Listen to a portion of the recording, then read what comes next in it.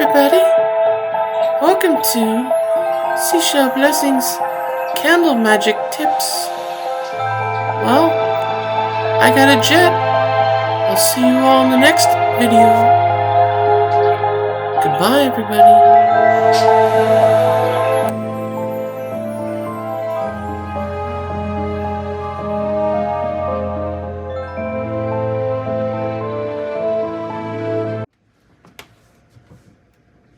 Okay.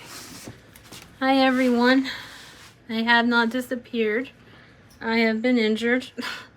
My dog decided to take me on a ride last Wednesday, to chase the neighbor's dog, and decided to drag me along with her through the grass and the snow.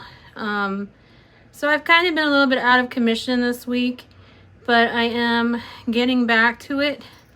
My store is still open, so go check that out. There's not a pause there.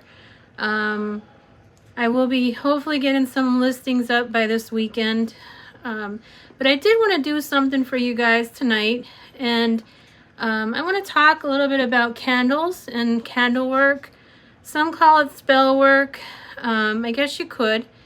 I don't classify myself as a witch or anything like that, but I do like to dabble with different kinds of magic. So yeah, let's get started.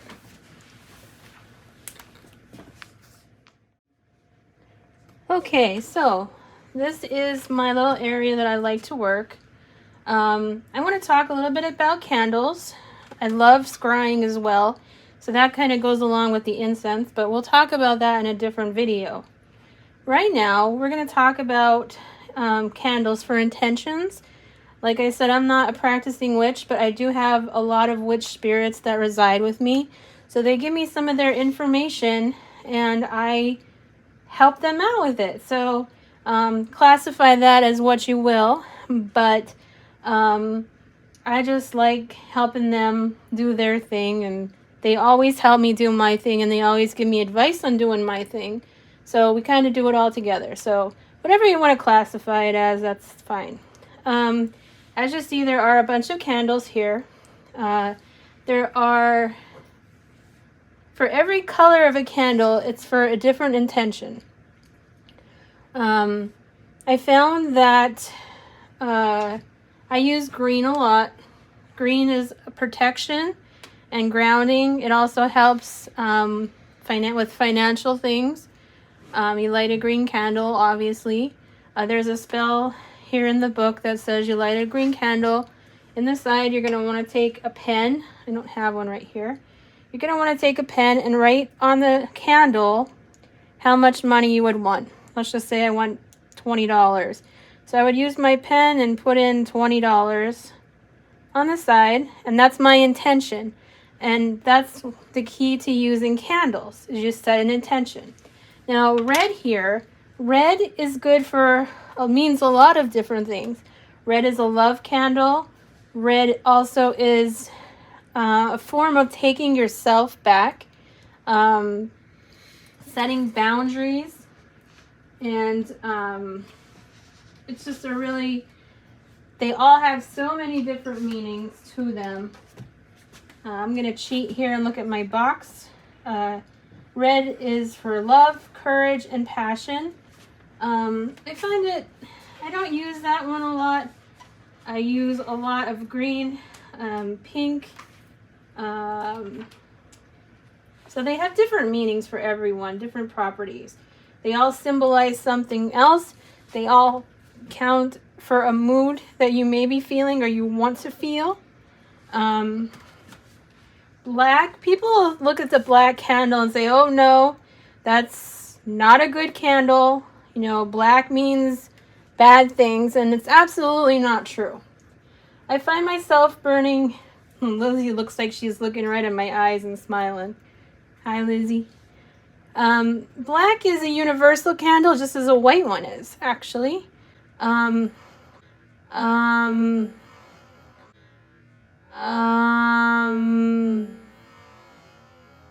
Black, you just write your intentions in there, and that serves, like I said, it can, whatever your intentions are, and you put that in your candle. That's pretty much how all of these kind of things work. So I'm going to show you a little thing here of what I do. First of all, when I'm getting started, I want to choose my intention. My intention is grounding and the courage to overcome my injury and whatnot. You know, if there's anything going on in family life, something to give you the oomph to keep going. So what we did was wrote intention in the side. You can see it here. We used just a pen. You're not going to get the ink on it, obviously, but it is etched into there. So what you can do next is dress your candle. You're going to want to cleanse it first, though. So what I do is I will take my incense and I will cleanse it with the incense, as you see here. And while I'm doing this, I am talking in my mind or talking out loud what my intention with this candle is, what I want it to stand for. I'm just going to put all my energy right into this candle.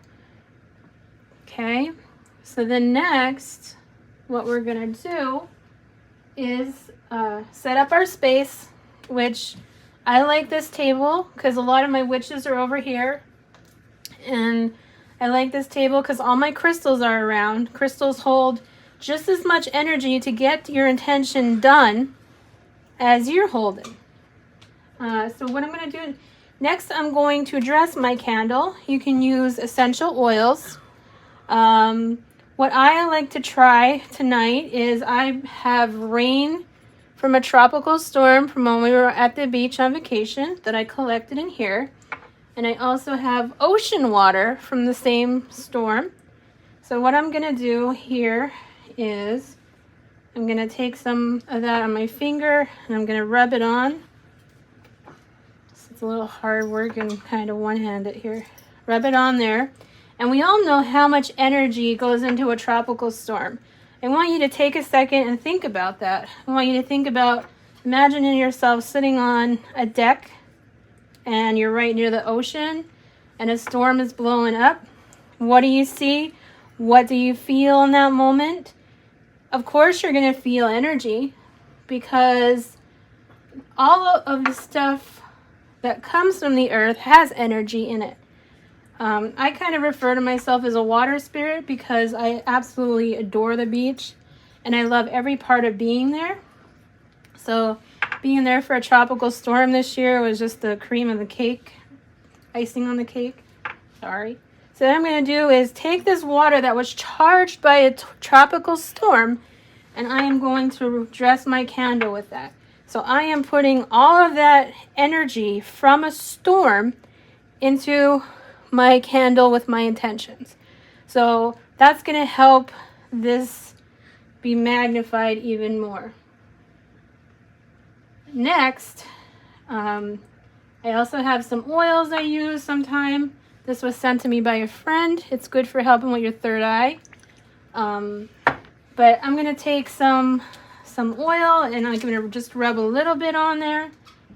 And then when I'm all done, I'm going to set it into a little holder. This is one of my old candles. I actually dug the middle out to make a nice kind of holder for the candle because I'm like that where I have to know it's secure kind of thing. So what I'm going to do for this candle now is I'm going to light this candle with my intentions that I spoke and intentions that I have only spoke inside of my mind. And I'm going to light the candle. And while this candle burns, you take that time to think about what you really want this candle to accomplish. Right now, we use the power of water. We use the power of the wind, which came with a tropical storm. We used my intentions. And now we're going to put in our head what we want this to accomplish. You can speak it out loud. You can say it to yourself. There's no book on the proper way to do this when it comes to making an intention for your candles. Anyway, like I said, I like to do this around my crystals because I feel the candle draws in the energy. Obviously, we have fire on the top. Fire is one of your other elements. And fire holds a lot of energy as well. Think of all the things that fire does for us on a daily basis. A lot of people may be afraid of candles, maybe afraid of a fireplace. I know I was for a while. Some people don't like cooking on a gas stove. All these little things, but just think of how powerful that flame is. There's another kind of divination that you can do, and it's called flame reading. I haven't done that yet. I only work with the incense so far because it's kind of my favorite. But I'm always looking for new ways to teach you guys some different things that I didn't really know about. So you're going to want to focus the most on your energy and the energy you want to set for that. You can also buy candle kits, and in the candle kits it gives you a very nice little pamphlet with it describing all the different uses for the different colors. These candles in particular are good for when you're working on your chakras. Those of you guys who do crystals or who have done Reiki, if I said that wrong, I apologize. It's all about intention. So focus on the different parts. You have different colors for every chakra. You have candles that can be made an intention for every kind of chakra as well. Let's see. Red would actually be the root chakra. And when you're burning the red candle, you can say, I am safe, secure, and grounded. Just those words alone, while this candle burns, I am safe, secure, and grounded. I am safe, secure, and grounded. And I don't know if you guys can see that flame. When I say those words, the flame changes a little. And that's where your flame reading can come into play. If I wanted to make my intention even go a step farther with it, you can get little pieces of parchment paper. On this parchment paper, you're going to write down your intention. I am safe, secure, and grounded. I wish any bad thing that follows me to go away. You are not allowed to affect me. You are not allowed to affect my life. Forgive me for all mistakes I've made. You can put anything you want on that little piece of paper while your candle's burning. To spice up your intention even more, you can buy one of these little cauldrons on Amazon. It's cast iron, I believe. And once your candle gets down pretty far, you can roll this paper up, go to a safe place.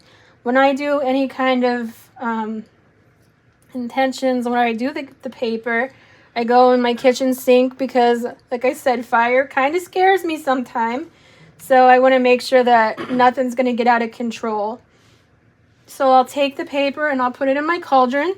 And then when I get pretty close to the bottom, I'll set that paper on fire before the candle goes out and put it in the cauldron and let it burn. Like I said, you're safe because you're right by the water if you kind of have like a fire anxiety like I do. But I found this to work. Like I said, I've been dabbling in some different kind of spell work since I began. I do find it very interesting. Like I said, I don't claim to be someone who knows everything. And I try to make that clear in every video because I also believe that some people, everybody has their own way of doing things. And I don't claim mine to be the right way. I don't claim mine to be the best way. I claim mine to be my way. So you have to take that into consideration as well. A lot of people have different opinions, and that's okay. But this is how I do it. I would take my intention and I would put it in here, put this in the sink, light it on fire, the paper on fire inside of here, and wait till it burned out. Now, when you're doing any kind of candle magic or any kind of anything with a candle, you're not going to want to let it out of your sight. Especially with spell candles, they have maybe a 20-minute burn period. where they safely burn. But you're gonna be wanting to put all of your energy into this candle. So you really have no reason to leave it. If I do any spell work, it's usually at night when the kids are in their bed and I have the time to sit here and just focus on me and what I want to do. So, I'm not going to leave the candle burn unattended. It's not a good idea to do it with any kind of candle, whether you're doing this or not. I will light my incense a couple times a day. I have my favorite smells. One of them is tangerine, and that's off of Amazon, and it is my absolute favorite. Whenever I feel like I need to be grounded, I'll burn one of the tangerine ones. And I know my girl right here loves tangerine because she loves oranges for offerings. So she enjoys that too. And Warini here, she enjoys the incense and the candlelight. She loves my crystals. So I like to keep them all together. And I feel that if you put all of this together, it's going to make your intention that much stronger. And they're going to help you. The spirits that I have here will help me. They will put their energy into it and double mine. Just like if you have a credit card and Discover says that we'll double your miles or whatever they say. Cashback guarantee. But anyway, I kind of feel that way. If whatever I'm putting into it, they're doubling down. And that's going to help with my intention. Another thing you're going to want to remember when you do candles is you never want to blow it out. When it comes time, where I let it burn down, maybe here. When it comes time, you're going to want to use a snuffer. This here is one of our snuffers. When I got it, yes, there was a spirit attached, and her name is Firefly. This is one of the fairy type spirits that we have. She was very attracted to the fire element. So Firefly does her magic. My advice to you guys would be, whenever you want to do candle work, you're going to want to make sure you're in a good headspace. You're going to want to make sure your intentions are easily read by, if you have spirits like I do, you want to make sure it's easily read by them and they know what you want. Like I said, I don't ever wish for $1 million because I know it's unrealistic. So when I do some of my work, I say, this is for my kids, let's keep them healthy, or, let's give a friend let's give a friend the inspiration that they need to accomplish something.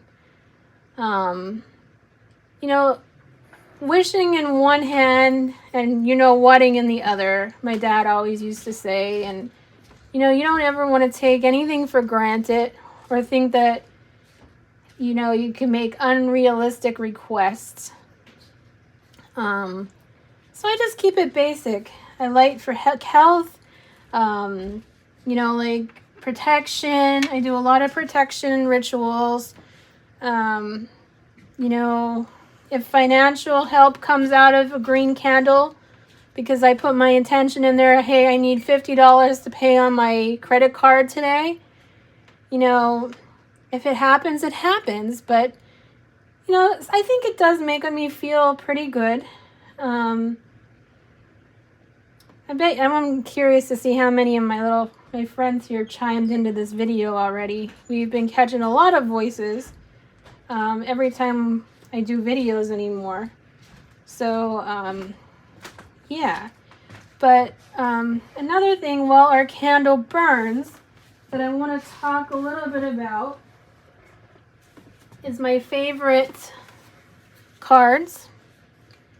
I'm not really a fan of tarot cards. I have them, I can read them, but I'm not 100% a fan. Now, that is just your basic tarot cards. I love the angel cards. I feel like tarot cards hold a doom over people sometimes. I feel like some of those cards, when they're read, they're misunderstood or misconstrued to mean something that they really don't have to mean. Like if you get the death card, does it mean you're going to die today? No. It could just be the end of something coming to an end in your life, a career, a relationship. I think that's how they try to keep people away from tarot cards, is by putting it in their head that everything about them is bad. Like I said, not one of my favorites, only because I find angel cards easier to read for a beginner. My angel cards I rely on a lot, and I have to honestly say that they have been spot on just about every single time I've read for myself or someone in my family or for a customer. I don't make money off my readings for customers, just because I feel like sometimes when they're asking me for some help, that's what I want to do for them. And I feel like that's my goal. That's what I'm here to do, is to try and help everybody out I can possibly help.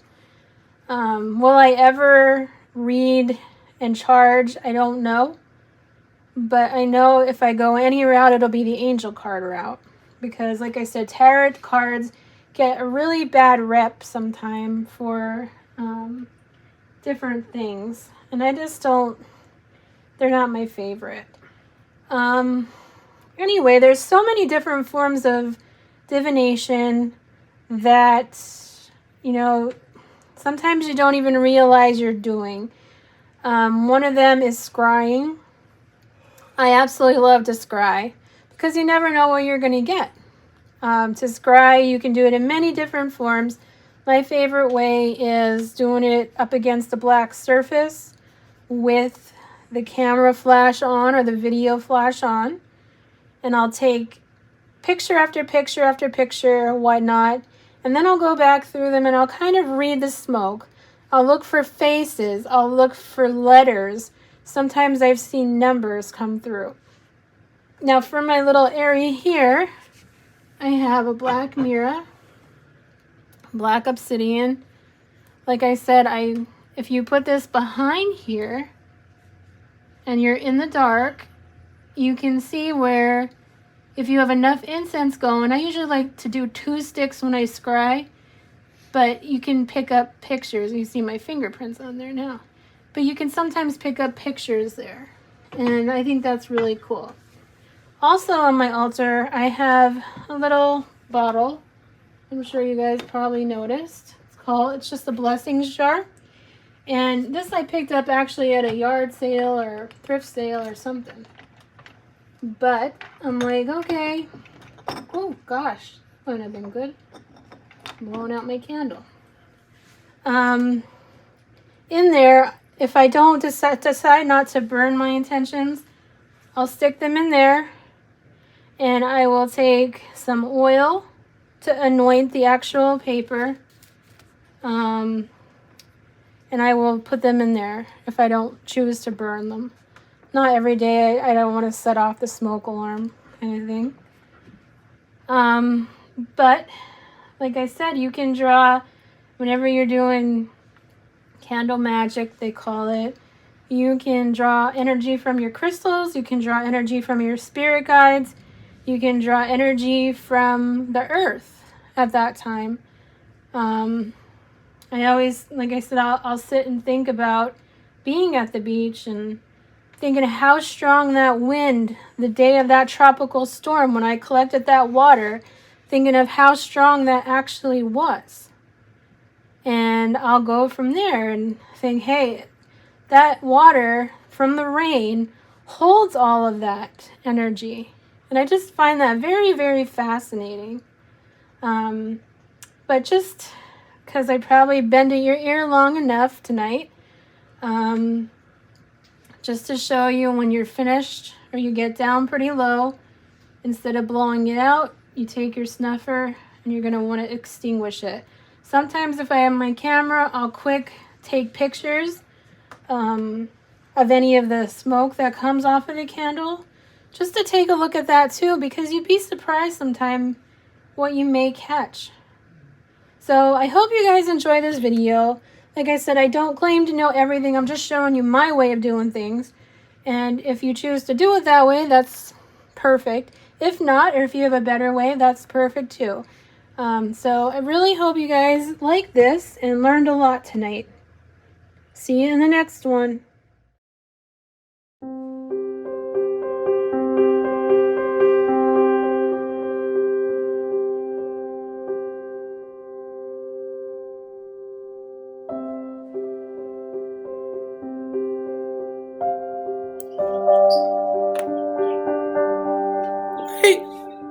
Wait, Mr. Candle. Come back. My intention was to find my Build-A-Bear.